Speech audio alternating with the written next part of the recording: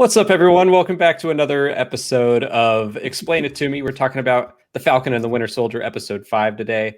And there's a lot to talk about, so I'm just going to get to our guest really fast. And first, it's from SEN, the FCL, and the PJ Campbell Network. Dwain Burke, welcome to the show. Hello. Thank you so much for having me. Absolutely. Excited to have you. And we also have from the Maximum Fun Podcast Network, Ken Plume and Hal Lublin. Thanks for joining us. Hi. Hello for having me on. Hal put in the private chat that the music was getting him hyped, and that just made me smile. I was ready to run through a mountain, I'll tell you what. That was great. That's high octane. High octane. Come on. Twitch is all about the hype. Yeah. Well, Don't worry, we're not going to be doing anything nearly that strenuous today. We're just going to talk about Marvel. And before we get to the episode, I know we have a lot to talk about, but I do want to ask, we'll start with Dwain. Just what is your history with Marvel and the MCU? How long have you been a fan? Did you grow up with the comics? So my history actually starts with the Spider-Man serial comic strip in the newspaper. I didn't even know that was a thing. Yeah. Yeah. So that's where I started. My dad the only part of the newspaper he would let me read was the funny pages, as he put it. So I would read Family Circus, Dilbert, and then Spider-Man was always my favorite. And like Sunday comics were always in color. So that was like the most exciting day of the week for me growing up. And then I got to finally start watching like Saturday morning cartoons, and you had the Spider-Man cartoon and X-Men. And then I started getting those like visual dictionaries, which I'm sure you're familiar with. Yes. They have them for Marvel too. And I would just like read, and I would get one for X-Men and get one for Spider-Man and then get one for the Fantastic Four. And I was like, okay, I need to read the comics. I need to like see this stuff in stories. And my dad started buying me comics, and I've never looked back. Great. Awesome. Ken, what was your history? Oh, geez. It looks like you're a fan from your background.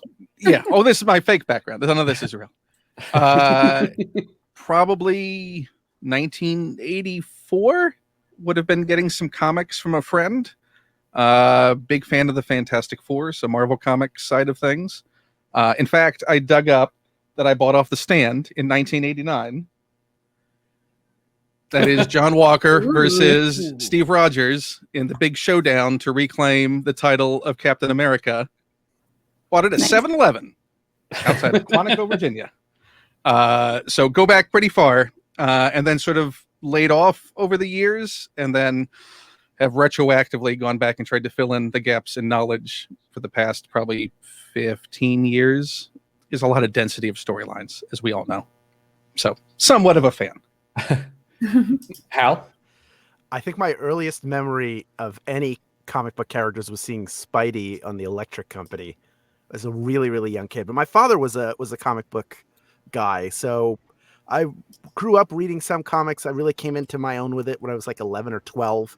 And at that point, we're talking about like 1989, my friends and I imagining movies made about these characters and what they would be like. So I've been devouring everything MCU since 2008, and also reading comics. I'm more of like a Silver Age and then some 80s stuff Marvel wise, and then just trying to catch up with the volume of storytelling that's happened since then. But I've specifically MCU I'm just crazy about.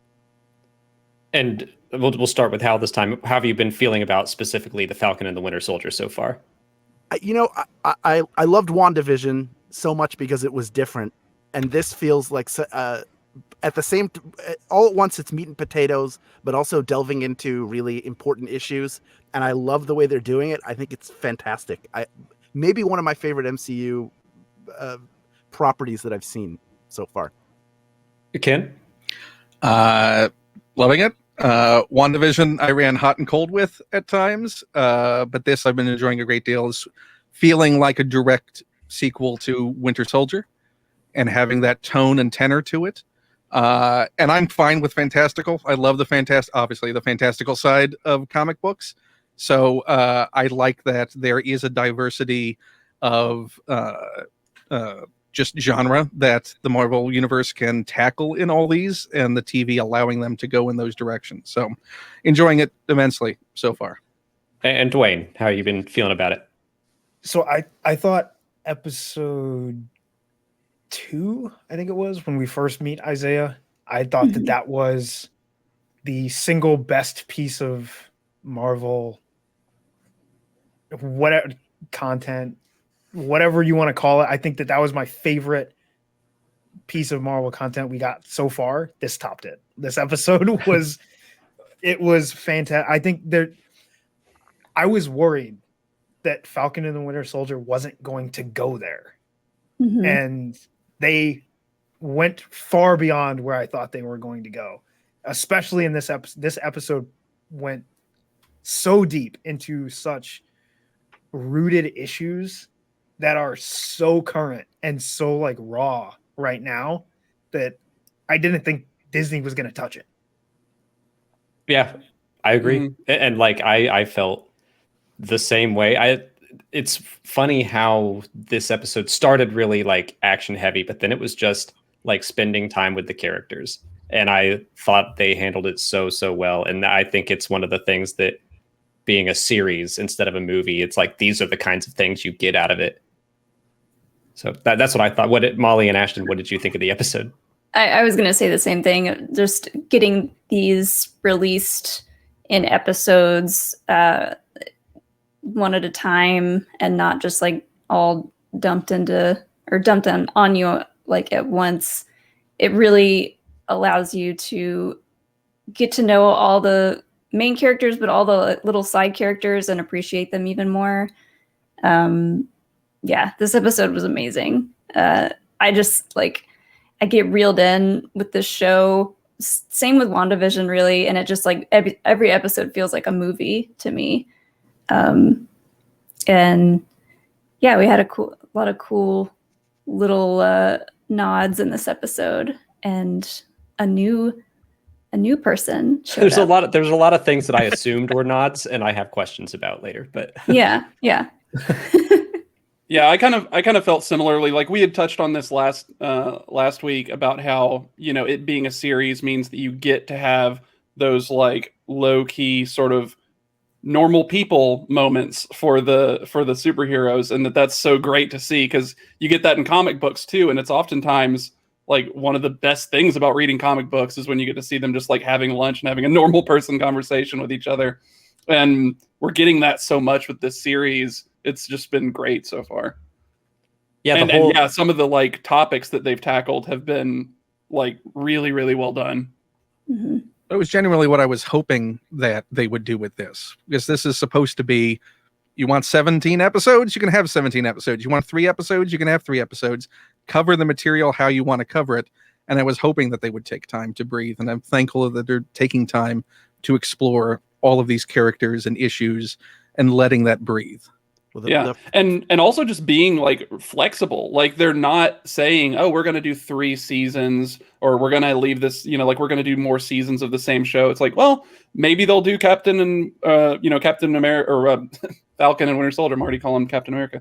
Falcon and Winter Soldier, and we'll do 1 season of that, and then maybe Falcon shows up in a different show next because he's doing something different. You know, like WandaVision, probably not going to get a second episode or a second season because it's a different thing now. We did talk about the possibility that the next season would just be Captain America and the Winter Soldier. It should be. Yeah. Mm-hmm. I love, one thing I love, and it gets better every episode, and I agree. I think 2 was my favorite until 5 came along, is the depth of each character. There are going to be characters of the show that you hate and characters you love, but even someone like John Walker, who has no business being Captain America, is multidimensional. He is suffering from PTSD, not only from the expectation of being Captain America and the murder he's committed, but all the things he had to do to get his 3 medals of honor. You keep building that depth to all of these characters, and it makes it more and more interesting, because there is no definitive right and wrong in every single situation. There are things we know are right and things we know are wrong, but you can't just say this person's a villain, this person is a hero, and that just makes it so compelling as a series. Well, since you bring him up, I did want to talk about his trial. I thought that was a great scene, and just him yelling at all of the senators or whoever they were. That he was like, "I'm what you made me," and they're like publicly condemning what he did and punishing him, but like he's not wrong. Like he is the soldier that America made him to be, and they're acting like, oh well, no, you can't do that, but they're not actually going to change anything about the way they operate. Not even a trial. It was just a sentence. Just Yeah. here's our decision. Yeah. Didn't even want to let him talk. Yeah, and not only that, but just like the line when he said, "None of you know what it takes to be Captain America," and it's so like I don't want to get like super into political stuff, but it's very apparent when we talk about like who we have in leadership positions in this country. They make all of these decisions for the men and women of the armed forces. How many of them have ever been in the armed forces? They have no idea what the consequences of their decisions truly mean for those people. And they were like, we're going to make this guy Captain America because he looks great on paper, but they have no idea what that does to someone that isn't Steve Rogers. I thought it was rather telling to that line as well, that specifically in stripping him and giving him the non-dishonorable discharge, however they phrased it, they removed any of his benefits, which would have included health benefits or counseling after the fact. So it's basically, we're cutting you loose and we're not taking any responsibility and providing no support for you after this. After what you did under our aegis, our directive, you're just now not our problem. I really liked his line where he's like, "I am Captain America," and I was kind of like, we've talked about how Steve is. Ashton could probably put this better because he has in the past, but like Captain America was supposed to be the embodiment of the ideals of America, and like John Walker's Captain America is like the Captain America that the government made. Yeah, it's Steve is Captain America as the American dream. John Walker is Captain America as the American reality. Yeah. There you go. That's way better than I said it. Mm-hmm. Which is similar to the origins of the character, which they've changed it quite a bit from how he was introduced in the 80s, but it was basically supposed to be a mirror image of Captain America of, here's the ideals, but here is the bloodthirsty reality of an America that's winning at any cost, by any means necessary, ultra violent to that extent, super overly patriotic, but without any foundation for what that should mean. Just crying, American, I'm doing this for America and whatever it takes. So I like how they rooted that a little bit more than they did in the 80s, but it's still from those similar roots. So one thing I wanted to bring up, that Mark Grunwald, who co-created the character in the 80s, very famous Marvel writer and editor, also was the continuity king in the MCU, to the point where in the Loki series, that Time Variance Authority, in the comic books, all of the members of the Time Variance Authority were based on looking like Mark Grunwald. So in that, Owen Wilson with his mustache and hairstyle is meant to look like Mark Grunwald. Nice. But the thing he said, this is from Mark's widow. Mark knew that U.S. agent John Walker appealed to the more revenge-seeking and bloodthirsty fans. Why do you think he named him after a whiskey? Subtle reference to mainstream America's overall love of booze and bludgeoning, to the point that the alter ego that John Walker would use when he was going undercover was Jack Daniels. Interesting. So yeah, I like what they've gone with the character to root it, but it's still the same basis as Dwayne put of, this is the reality.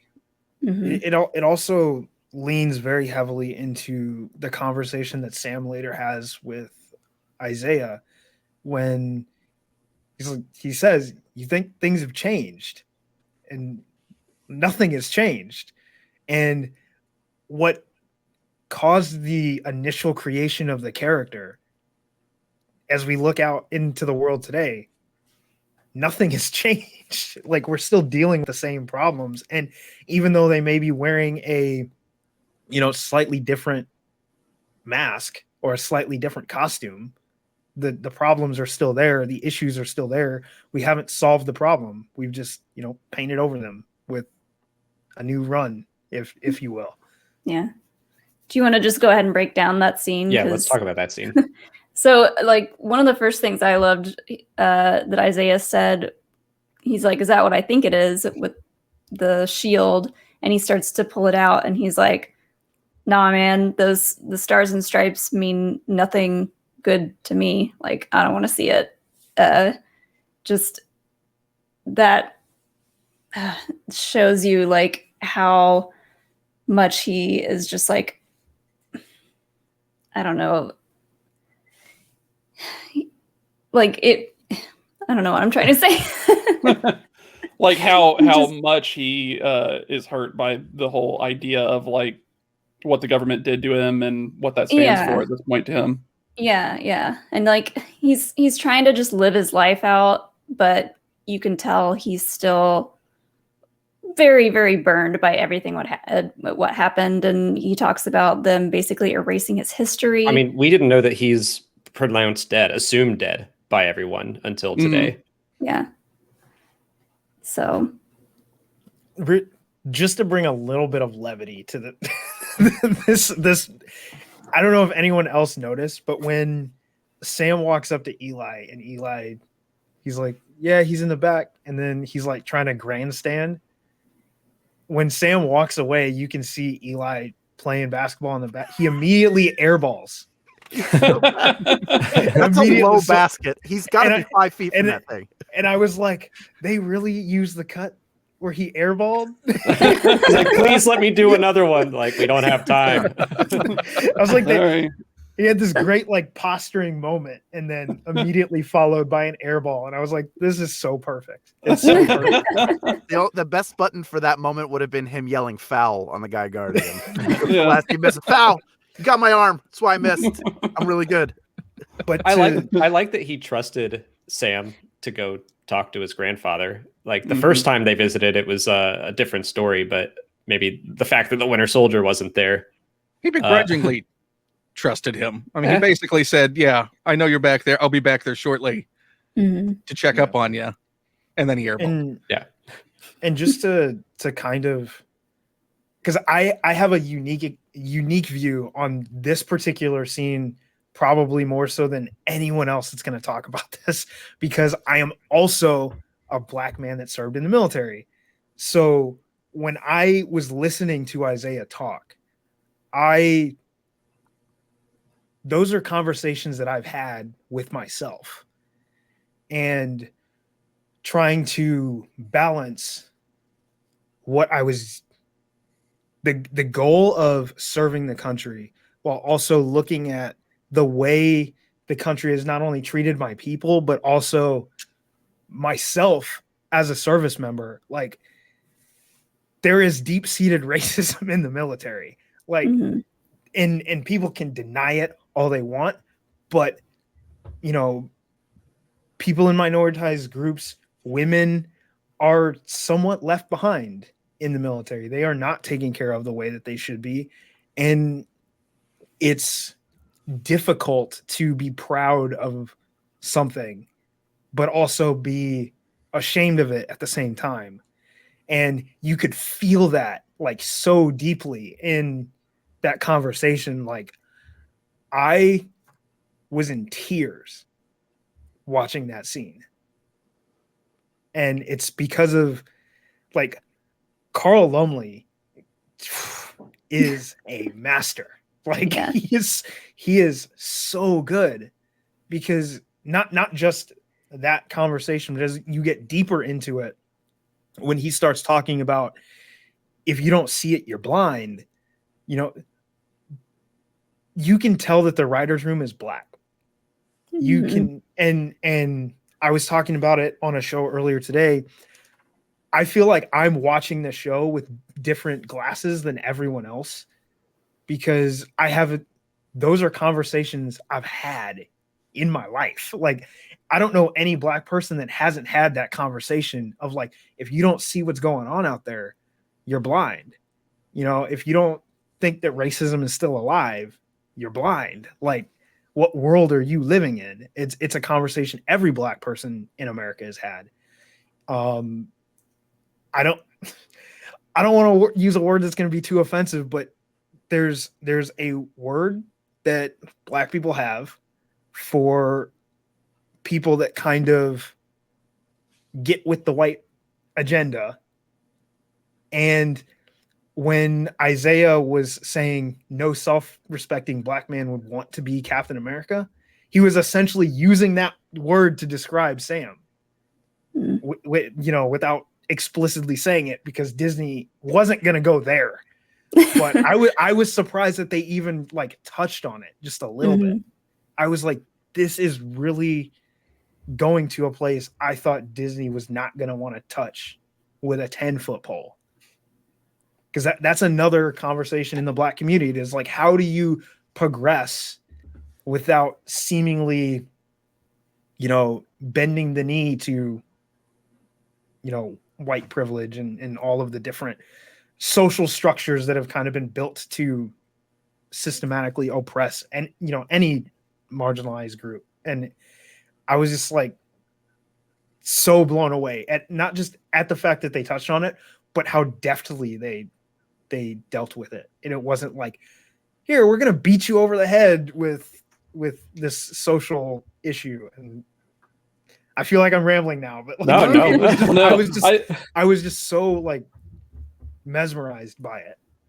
Yeah, I thought it was great too, because the fact that they went there really did like really nail down how serious Isaiah was, and like it was a sort of finality to his outlook on it that you're like, oh wow, okay, he's not just mad, he's like beyond that. Yeah, and we find out he basically did the same thing Steve Rogers did, and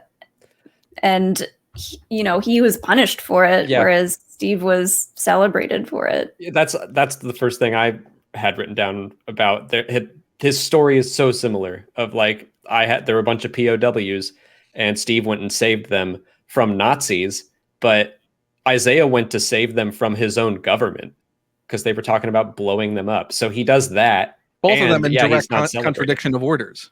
Yeah. And Steve comes back a hero, and he comes back and gets thrown in jail.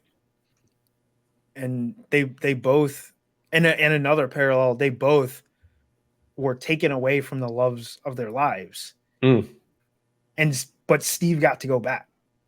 Yeah. He didn't. He never got her back. And it's just another parallel that shows you how he ended up with the mind frame that he's in now, where he's just like, I want to be left alone. I just want to live my life, tend my garden, and just don't bother me. Like, I don't exist, so let me not exist. It also seemed pretty clear that he was implying that if he did raise his head and become public again, that life would be taken away again. Yeah. I mean, and also Steve had a choice. He chose to become a super soldier. He knew exactly what he was getting into. He wasn't being blindly experimented on and lied to. So there's nothing about Isaiah's experience that would lead you to believe he would ever want to be Captain America or ever feel good about. I mean, and that's tied to, but before you even get to a level deeper. And the thing I love about the writers and the showrunners putting this in the show is it's something that we, like, specifically white people, need to hear all the time in as many different ways as possible. It's one thing to go on Twitter and hear messages and see it happening, but it's also like, this happens in the fictional world. Like, this is what would happen. This is how, if you take what has happened in the actual world and move it to places like Marvel, this is what it would be. These are based on, either loosely or tightly in some cases, and things that actually happened in our history. So it's good to have another way to be confronted with it, for it to be something that people are already invested in, that also can help educate them in some way. I mean, Isaiah and his fellow soldiers were not put into a stage show and sent out on USO tours to go hype the war effort or to become the models of America immediately, like Steve Rogers was as soon as he walked off the experiment. So they were, it's very clear that, this is something to hide away for the U.S. government and to continue to hide away. Well, Dwayne, how do you think they're going to continue forward with? It feels like this series is building to Sam becoming Captain America. So how do they reconcile that with what Isaiah said? I think it's, and this is where it gets hard. Just like, and this is one of those internal struggles that I think all of the Black viewers identify with is, how do we move forward together without losing our identity? Because I think that's where Sam is struggling. And I think that he, at the end of this episode, is kind of where he's come to his resolution, is how is he going to accept the mantle of Captain America, but continue to be a Black man in America and not, seen in the Black community as like the pawn for the white government, basically. Because that's, it is very, very difficult when you're balancing the, what is the term? Oh, it's, dang, I forget what it's called, but there's like a racial, like, interaction theory. It's called like the perfect minority or something like that, I think is what it's called. But they're basically, it's like, these are your good, like, this is the example of what minoritized people should be, and this is the example of what they shouldn't be. And it's like, the truth is, the model minority, that's what it's called, is the truth is, it's range across all people. There's a range of, good, bad, gray, it's a range, whether you're white, Black, whatever. And I think he's gonna, he kind of just, what he said to Bucky, or no, what he said to Sarah is, you gotta make it worth it. The fight has to be worth it. And I think he's starting to realize that, like, if he can not be Steve, but not emulate, but give people a ideal to strive for, that's the goal. Yeah. It's not, I don't need to be Steve. I just need to be an example. And as long as I'm doing that to the best of my ability, then I can be Captain America. Because I think that's what he's so afraid of, is he's like, I need to be Steve. And I think that he's shown in the past 2 episodes, in some ways, he's better than Steve. I don't think Steve would have tried to talk Carly down. Steve wouldn't have tried to talk John down. Steve would have went in and said, this guy needs to be stopped, so we're going to stop him. Plus there's a certain level of bravery from Sam as a non-super soldier going into these situations that Steve didn't have to have. So I have a question then for all of you about that, because in that scene with Isaiah and the scene when Sam takes the shield from John Walker at the beginning, the shield being the symbol to everyone, Captain America being a title, does Sam reject the title of Captain America and decide to remain the Falcon but wield the shield, using the symbol but remaining Falcon and going, that title is not my title, that is just a title, that is not me? This is the shield was the only thing in that entire conversation with Steve. He didn't say, you're the new Captain America. He just said, this shield is now yours. Mm-hmm. You go be you, essentially. This is what I'm, this is the trust. You're go do it. And I think that's what he's been reconciling, but not to give up. I think he's in now the tarnishment and the fact that Captain America is a military title and the government feels an ownership to that. The government is who bestowed the name of Captain America upon Steve Rogers. Steve Rogers didn't choose Captain America. that was a PR title that was assigned to him to go off and be this PR symbol of America. So I think, going back to what you said at the beginning, Alex, that it's not going to be Captain America and the Winter Soldier if it continues on. I think it's going to Falcon and the Winter Soldier, and he's wielding the shield and being what the ideal is he wants to be. I think you're right, because I think that it's how did someone put it to me is you shouldn't be looking to be worthy of the shield.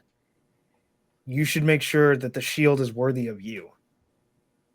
Like you have to be like the shield is just it's a piece of equipment. It's a shield. It's not like it's just a shield. If you don't embody what it means to hold that shield, the shield means nothing. Like, and I think if you either tarnish it or you make it an idea as we jump, I'm going to jump a little forward into the mid-credit scene. That shows perfectly the shield is just a shield. If you aren't worthy of it, it doesn't mean anything, because that shield that John Walker is making doesn't mean anything.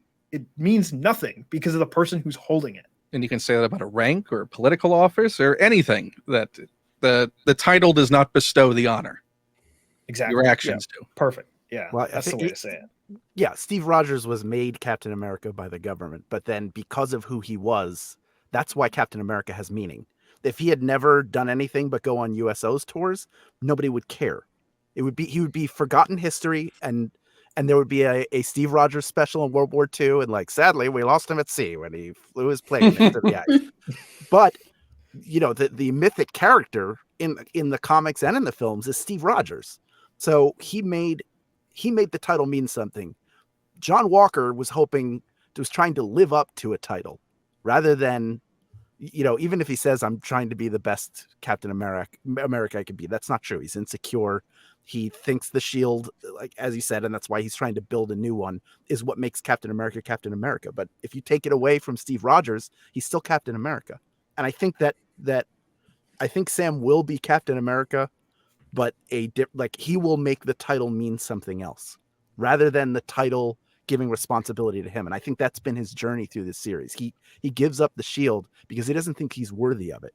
But the truth is that that title is meaningless without Steve Rogers until somebody else comes along and fills it and makes it their own. And I think that's what he's poised to do. And what makes him great, not only in the negotiation, he relates to people. That's how he forges his relationship with Steve in Winter Soldier. The conversation with Bucky before they part ways at the end is such a great, he really is the one who helps rehabilitate Bucky before that.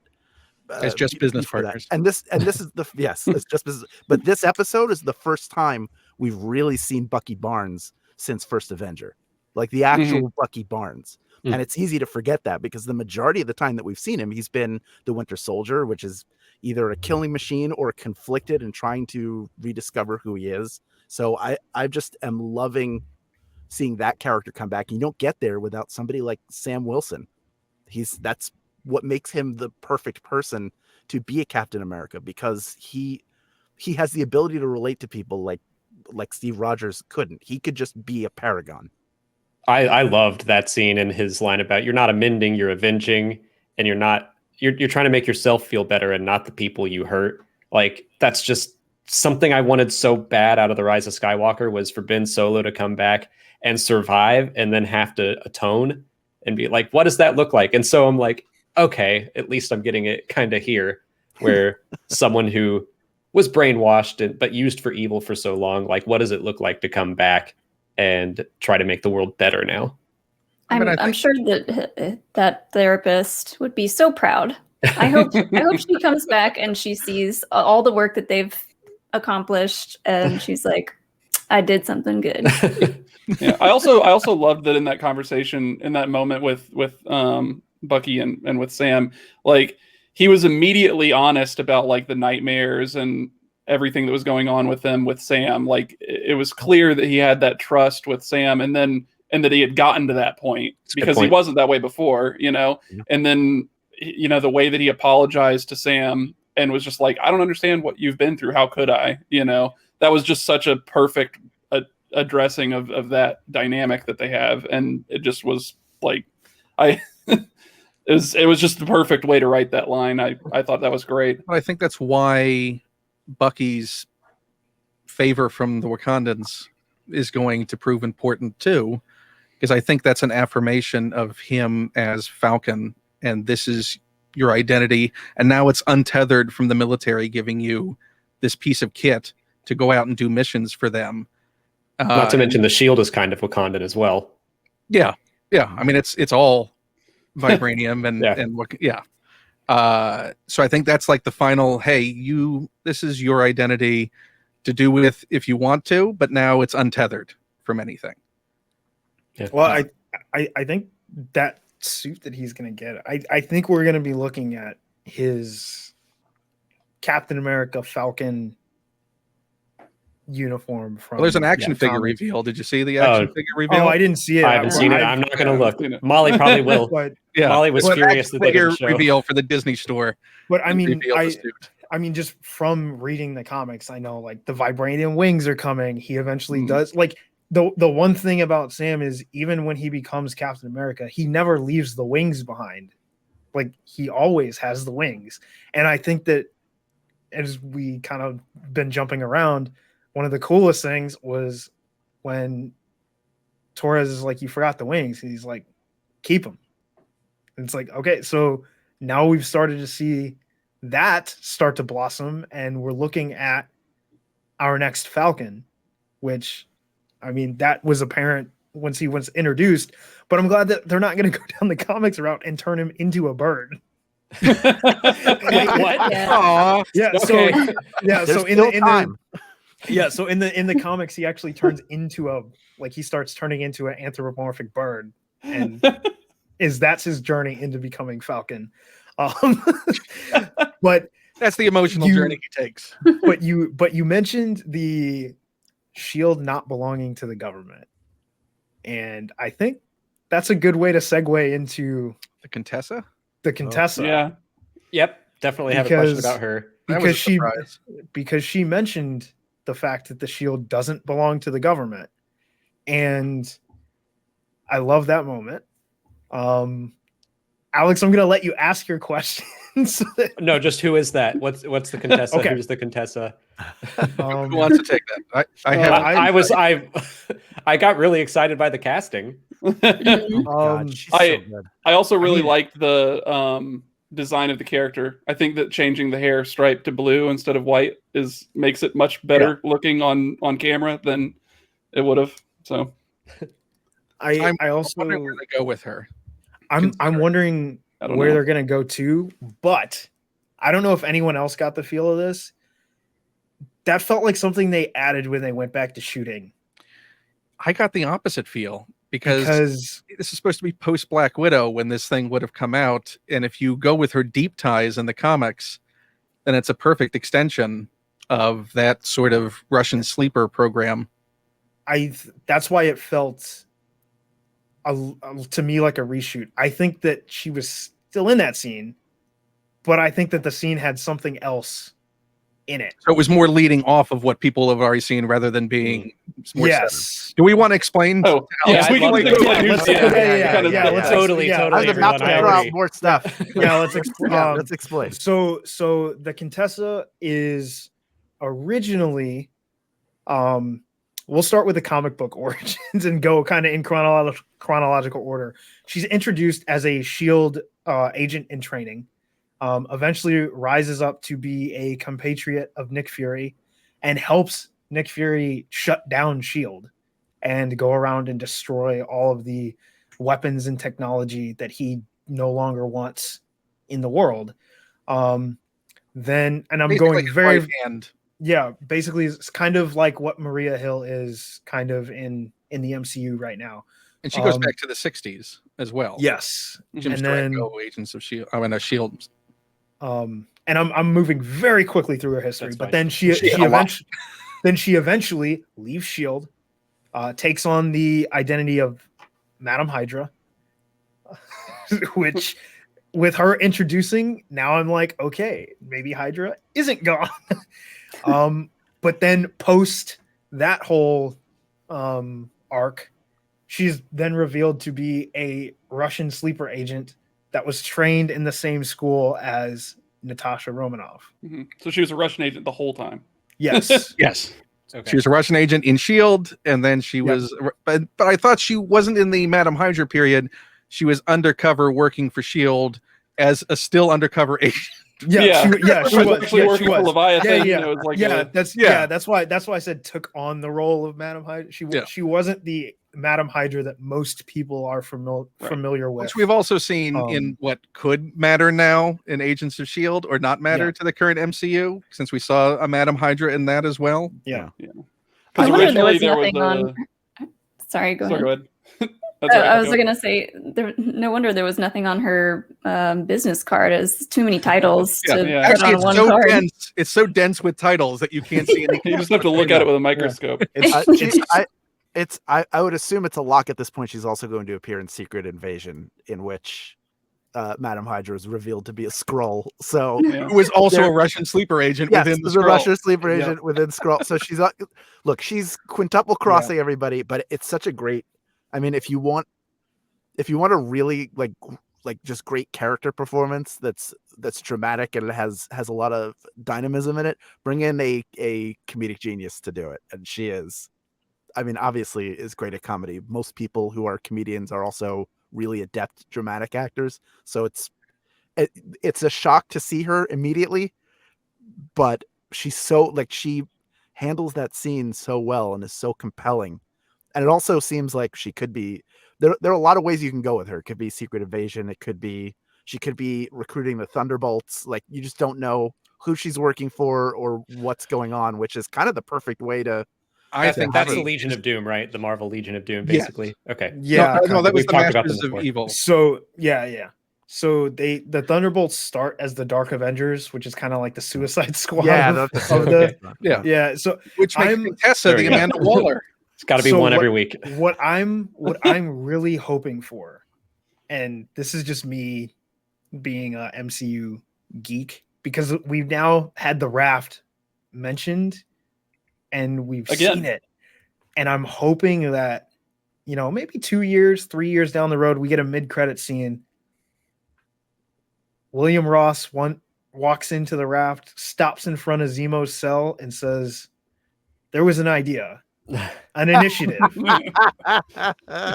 And he just mimics Nick Fury's speech to start the Thunderbolts. Like, I would lose my mind.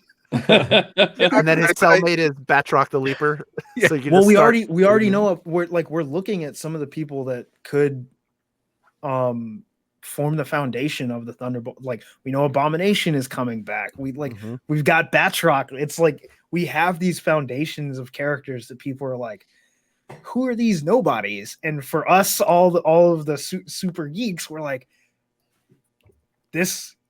I'm like salivating at the possibility of what we could be looking at in the future of the MCU. Which, you having said that, sort of makes more sense for the MCU version of Zemo to go a more idealistic path than just out and out, mustache twirling villain in the comics, to where you could say, okay, so he could be tasked with this weird idealistic thing and have a certain honor about him to go out and do these missions. She struck me. I don't think it's going to be Hydra. I think it might be much like what happened with John Walker in the comics, where he became U.S. agent and became sort of a rogue agent to go out and do these dirty missions, sort of like the Punisher for the U.S. government in that sort of dark period of anti-heroes. I could see them setting up that idea of, hey, here's this thing. We are like the dirtier S.H.I.E.L.D. out there doing these types of missions. Mm-hmm. And also like the Contessa. What Dwayne? Oh, sorry. Go ahead. Could we be looking at Hammer? Oh, I'd love to see him back.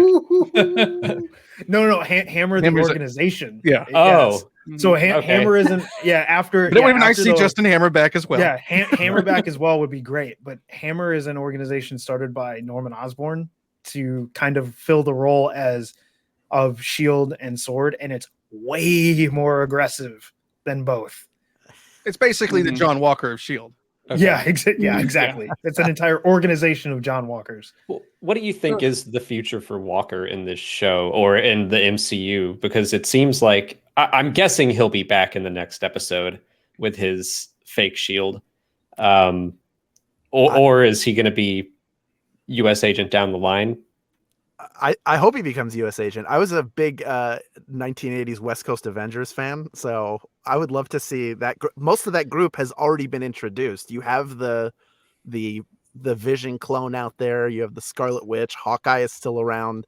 I love the one of my favorite comic book covers is the two of them fighting in front of the Pacific Ocean. Because I know But he's also John Walker's super religious in the comics and like is a please ma'am and thank you and Yeah. like super mannered, which is a real contrast to what he actually does. So he's because somewhat it's comical, he's also he's super proper, but it's also tinged with like aggressively some- proper.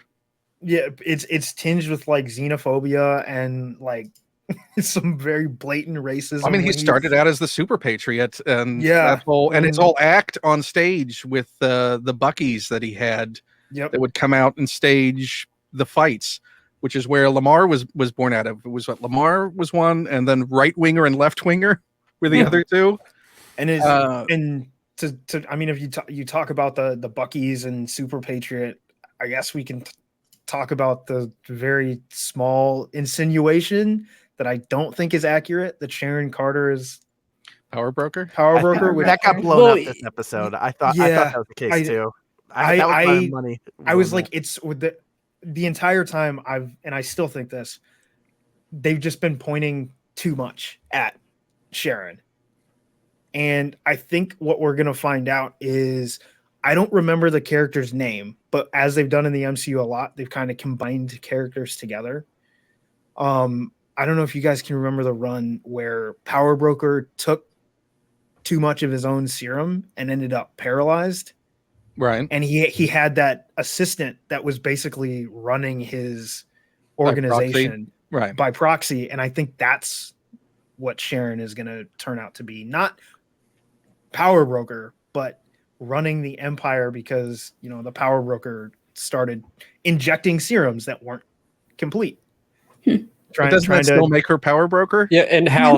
I mean, kind of, but like he was still like running the organization, but it's like it was kind of like Mercy Lewis to Lex Luthor. Like She certainly doesn't seem noble coming out of this. Yeah. That's how Yeah. you said that got blown up this week.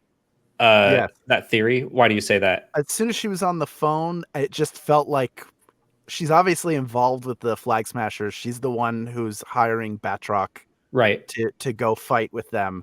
So I'm interested what the logical, and this was after the third time I watched the episode. I started to like I'm just focusing on different things. He's each watching time. it right now while we're talking too. Oh yeah, I haven't paid attention to anything anybody said. The one thing that makes sense for me for her to have her as motivation is if the Flag Smashers are successful, there's really no jurisdiction for her coming. Like she would hopefully gain more movement to go wherever she wants because it would be sort of a new world order where she would get a fresh start. That makes me think she's out for herself. Although she's hiring someone who wants to kill the Falcon, there's no way she doesn't know that.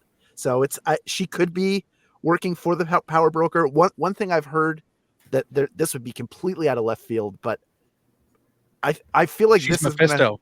is that the Power Broker is Justin Hammer, who we haven't seen since Iron Man 2, and who would make sense to bring back if we're going to have Armor Wars, which we are Where going was to he have in the Armor last Wars. 5 years? yeah. Exactly. Well, I mean, where was he after Iron Man 2? He got arrested. I only want him back if Took him Trevor away. comes back too. So I mean, I'm kind of of that mind. She could be doing some of the like CIA stuff that she did in the comics. She could be still working with Shield and under the direction of Nick. Could she be working with the know- Contessa?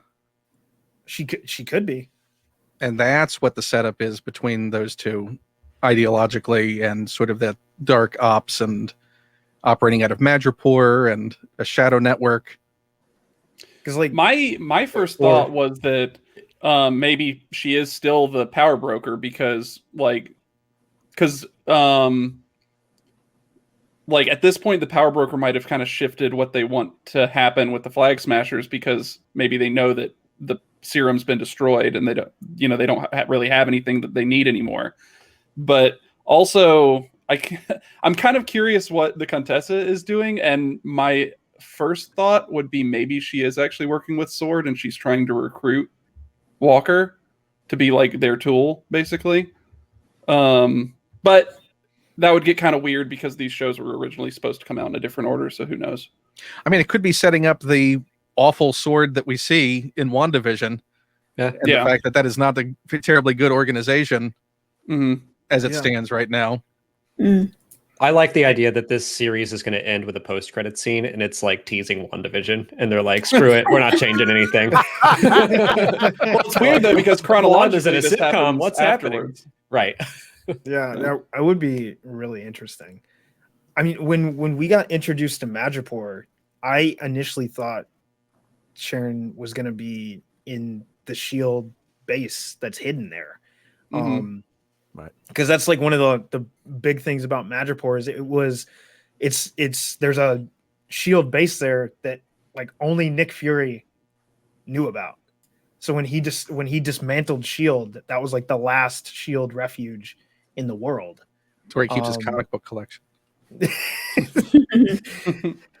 But it's like I really thought like, okay, so she's gonna still be working for Shield. Like I think at the end of this, things are gonna be revealed as like she's not as dark as we thought. She was, I hope so. Doing some undercover stuff because like, but could she be what Shield became? Because Nick Fury and Maria Hill were dusted. They were gone for 5 years. Sharon was left. Let's assume the Contessa was left and maybe was a part of Shield. And maybe this is what Shield became in the 5 years. It could be. I just like, I don't know. Maybe I would, it's just me, and with how close she was to Peggy, it would just feel so weird to have someone turn so dark. It would drive home that narrative of that 5 years of abandonment. Right. True.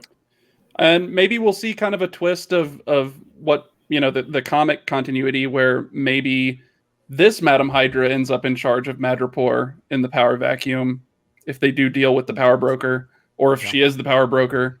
I was going to say, is it possible that Contessa is the Power Broker? Could be. And Sharon is Madam Hydra. Yeah. Well, because in the comics, the previous Madam Hydra, which was Viper, was the ruler of Madripoor for a while. And she was married to Wolverine for a while, and it was Who wasn't? Anyway, yeah.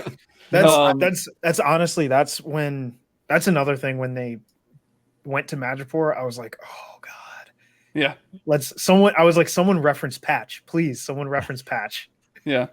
Well, and then they did say something about the Patch Act or something in this episode, and I was like, yeah. It just made me kind of twitch for a second. Yeah, it's like it's not the same. Yeah. I have an inside contact at Marvel Studios, and I was gonna sit on this, but they said I'm okay to say it. The Power Broker is Scott Lang's boss from Baskin Robbins in the first Ant-Man film. He's just been playing a really long game. Yeah. And they always know. Oh my god, you could tell just from his brief moment in that film that he was going to be a more important character. All these ice cream flavors from Ben and Jerry's that are named after superheroes. He's the 43rd flavor.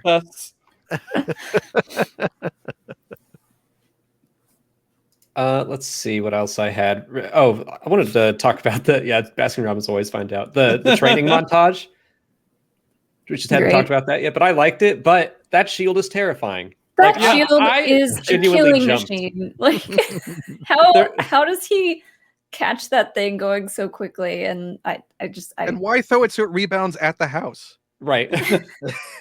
So if you miss it, it goes into the house. I loved the like nuance of the scene where you see like, okay, he has to catch it with both hands because he's not a super soldier. He has to take a lot of time to train to throw it at multiple targets without the help of someone that is a super soldier. When I was talking about this earlier today, someone was like, oh, I don't like that part because earlier in the show, or early in the episode, he's throwing it with Bucky at multiple targets. And I was like, yeah, he had Bucky there to help him when And he it was a did it soft on his, toss. and it was soft. And when he does it by himself, he can't do it. And if you notice in that scene with Bucky, he does throw it at a single target and catches himself. But whenever it goes to multiple targets, it goes between him and Bucky.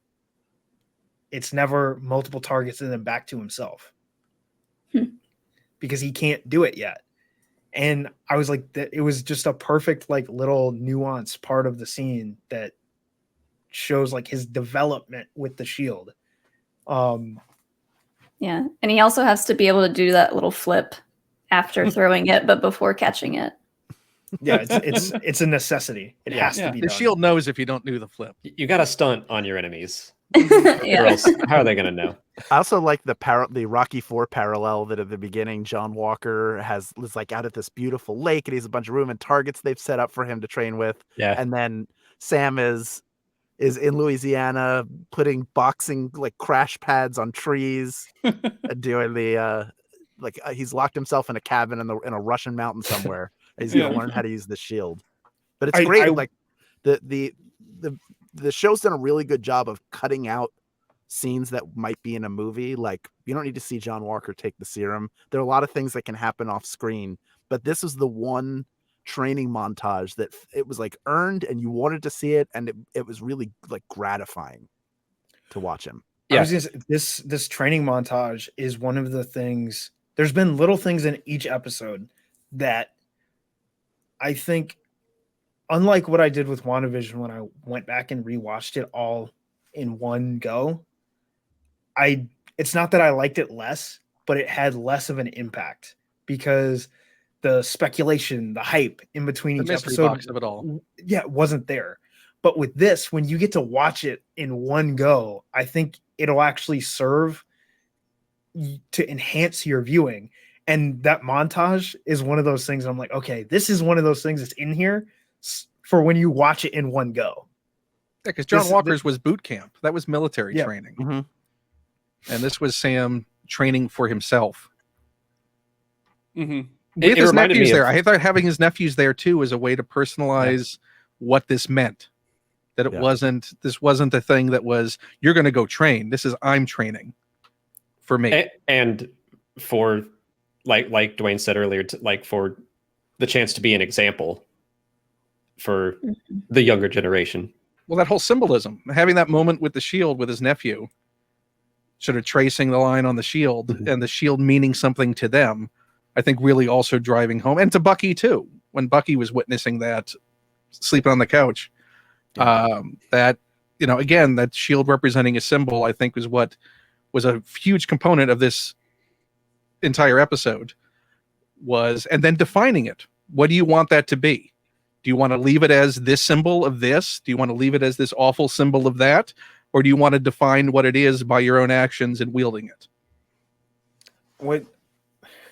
What I would have loved at one point, and they kind of nodded to it a little bit with him throwing the shield and then missing the catch. I would have loved his first, and maybe they'll do this, the first time he goes to use it in battle, the throwback to the comics when he tries to throw it at the Hydra agents and he misses all three. And the Hydra agent goes, no, it's all in the wrist. This is how you do it. And he shows him how to throw the shield. He's like, I've been hit with this thing so many times. Like,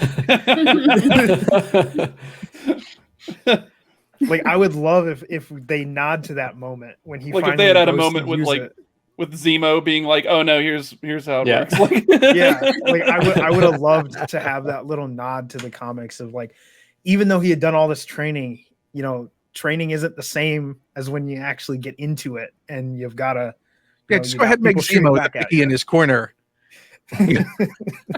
Well, we have about 10 more minutes before Molly and I have to go. So I'd love to just finish up by talking about the final episode. What do we think is going to happen next? We haven't really talked about Carly a whole lot.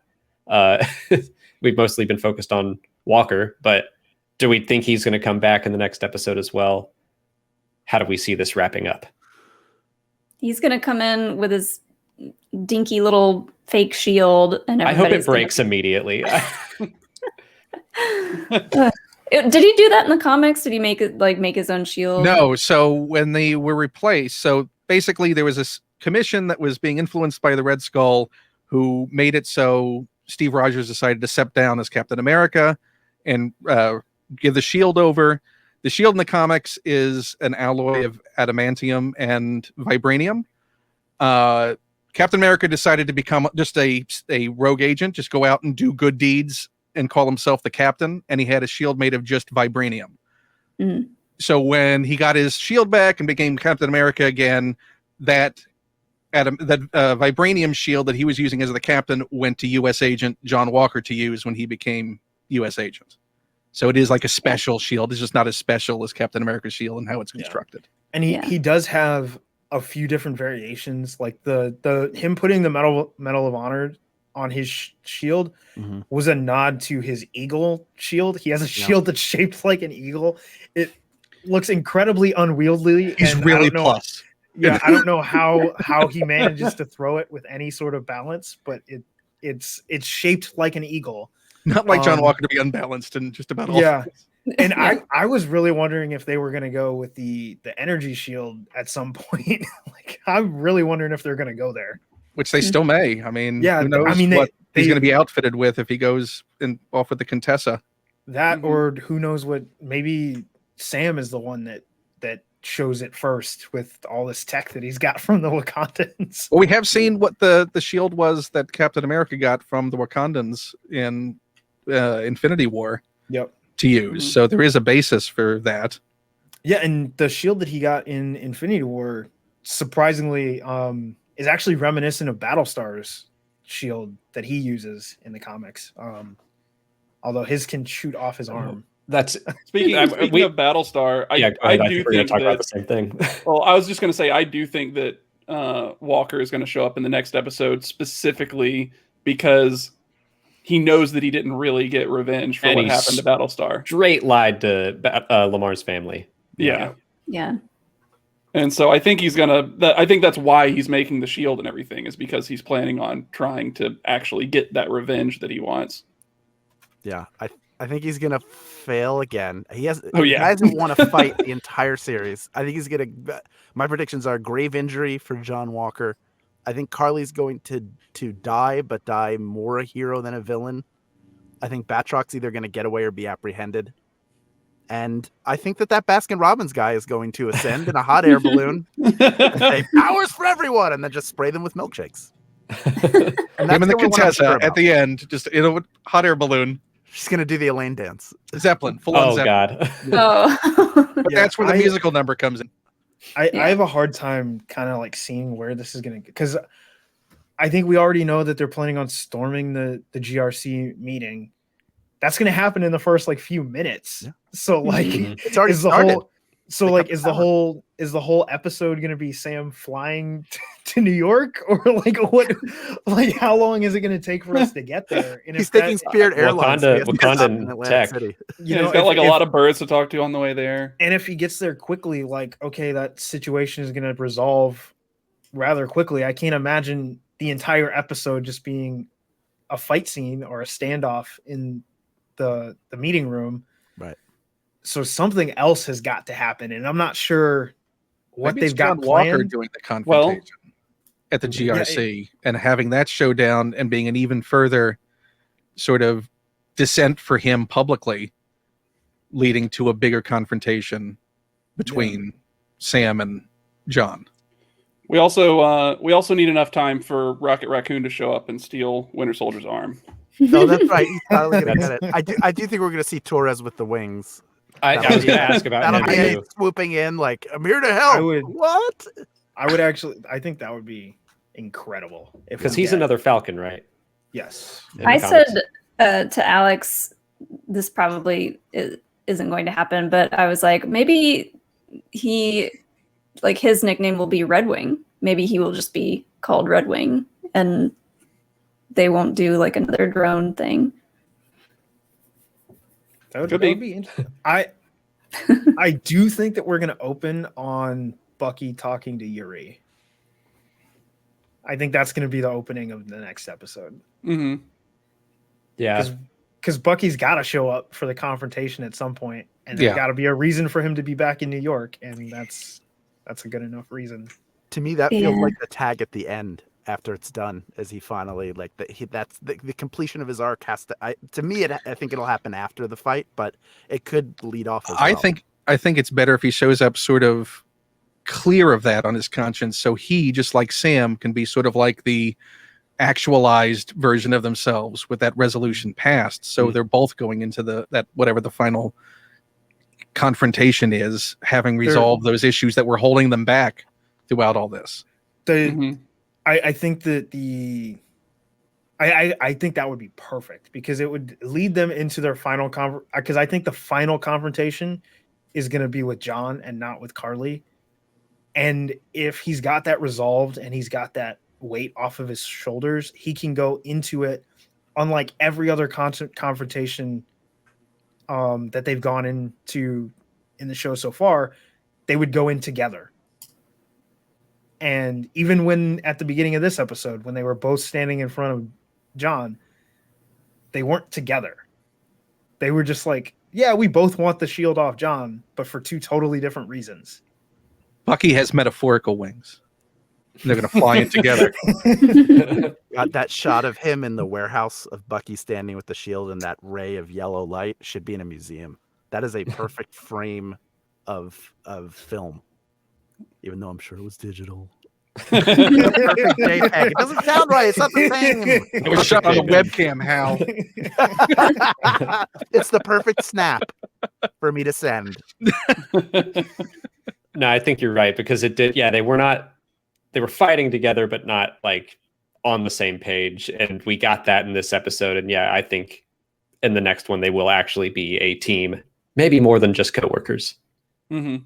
Still coworkers, but a team. Coworkers with benefits. Which we got to start wrapping up, but we didn't talk about Bucky flirting with Sarah at all, which that was fun. And Sam's reaction to all of it. The first time he does it, you can look at Sam and see him just giving them this look like, what are you doing, man? Like, it's so great. I love Sarah. Like, you know what I'm doing. I loved Sarah in this episode, and we didn't really get a chance to talk about this, but how the fact that like the whole community kind of comes together and helps them fix the boat, and then Sarah in the end is like, I kind of want to keep it now. Like she like stops him before he starts painting over the names, and they go back to that conversation of not wanting to erase their history, which I thought was a nice connection to his conversation with Isaiah. Yeah. Yep. So. Well, as we wrap up, Dwain, why don't you let everyone know where people can find you and follow you online? You can find me anywhere and everywhere on the internet at BurkeMade. YouTube, Twitter, Instagram. If I'm on a platform, that's where you'll find me. Kid and Hal? Hal? Oh, sure. I'm at Hal Lublin everywhere. You can listen to any one of my podcasts. We Got This with Mark and Hal, Tights and Fights, both on the Maximum Fun Network, and also Good Morning Night Vale for the Night Vale Network, and sporadically on Welcome to Night Vale, and always on Thrilling Adventure Hour. And Molly and I are going to be on We Got This Covered. That's right. You coming soon? Coming up in 2 weeks, I think. 2 weeks, okay. In 2 weeks. 2 weeks back-to-back episodes. Yes, 2-week run to talk about. We're going to be settling the best Star Wars prequel and then the best Star Wars sequel. We're going to dig into both trilogies. Absolutely no contention on either one of those. Yeah. We like to pick I'm looking forward things. to knowing for sure which one it is. Yeah. You will not have a strong opinion about it. Promise. But you will coming out of the episodes. Yeah. And I'm at Ken Plume on Twitter and at Ken Plume Twitch. Bit of a Chat is the main podcast that I do. I'm also the producer. We Got This with Mark and Hal, and a lot of other nonsense that's out there. Ashton? As always, I'm on at Yeti Boatman on Twitch and Twitter, and I stream on Tuesdays and Wednesdays now with Temple Institute. So that's pretty much it. Molly? At Molly Damon, most places. I'm also on A Certain Point of View, covering the Schmodown. And me and Alex, do you want to plug what we're going to be doing after this? Yeah, we're going to, in 20 minutes, be on Josh Pretty Live with the Good People Association with Josh McCouga and Ken Knapsack. So you can see us there on YouTube in, just 20 minutes. Wall to wall. Yeah. So that's it from us. And hey, Mark from the Templin Institute is streaming right now, so we'll raid him. But, Darn right. Yeah. So go say something snarky to Mark because he deserves it. But Tell him he doesn't deserve the shield. Reefed on. Tell him he doesn't deserve the shield. No, tell him he said Team Kong. Ooh, yeah, that's better. That's better. Hashtag Team Kong. Tell him Boy, Team Kong. That went us. brutal. Yeah. The shield thing was less brutal than that. But we're going to see everyone later. We'll be back next Friday to talk about the final episode. But thank you all for watching, and we'll see you next time.